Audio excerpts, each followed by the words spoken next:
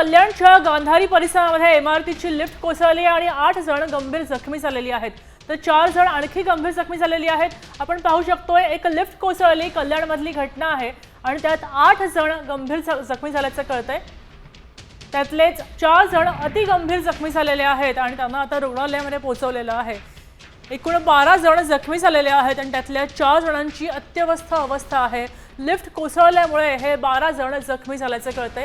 कल्याणमधली घटना आहे, एका इमारतीची लिफ्ट कोसळली आणि याच वेळी 12 जणांना दुखापत झाली आहे। त्यापैकी 4 जण अति गंभीर अवस्थेत आहेत आणि सगळ्यांना रुग्णालयामध्ये दाखल करण्यात आलेलं आहे, त्यांच्यावर उपचार सुरू आहेत।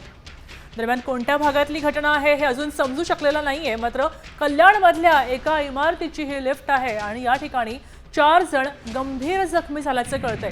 लिफ्ट कोसळून गंभीर जखमी झालेले आहेत। कोणत्या प्रकारची दक्षता घ्यायला हवी होती हे अजून समोर आलेलं नाहीये। नेमकं प्रकरण काय झालंय, कशामुळे हे लिफ्ट कोसळली आहे अजून कळलं नाहीये। मात्र एक जुनी इमारत आहे आणि त्या इमारतीची छोटीशी लिफ्ट होती, ती कोसळल्यामुळे आता इथे 12 जणांना दुखापत झाली आहे।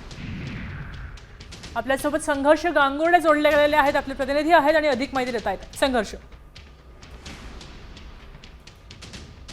जी नावाची इमारत होती तिथे जर 12 जण आपल्या मित्राच्या घरी गणपती दर्शनासाठी गेले होते आणि एकाएकी ती लिफ्ट कोसळून त्याच्यातले 4 जण गंभीर जखमी झालेले आहेत। त्यामध्ये 12 जण होते, त्यातले 4 जणांच्या पायाला मोठी इजा झालेली आहे।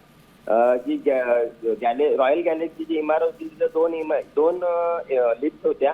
ही जी लिफ्ट कोसळली होती ही बऱ्याच दिवसापासून नादुरुस्त होती, तरी ती लिफ्ट चालू ठेवण्यात आली। त्यामुळे ती लिफ्ट का चालू ठेवण्यात आली? नक्कीच संघर्ष, आपण पाहू शकतोय 12 जण होते, त्यापैकी 4 जण गंभीर जखमी झालेले आहेत।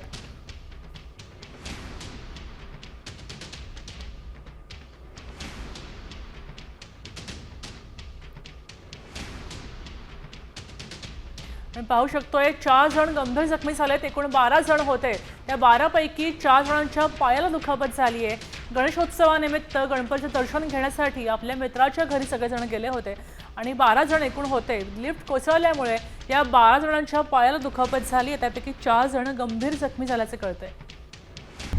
आता isakal.com आहे देशातील नंबर 1 ची मराठी न्यूज वेबसाईट।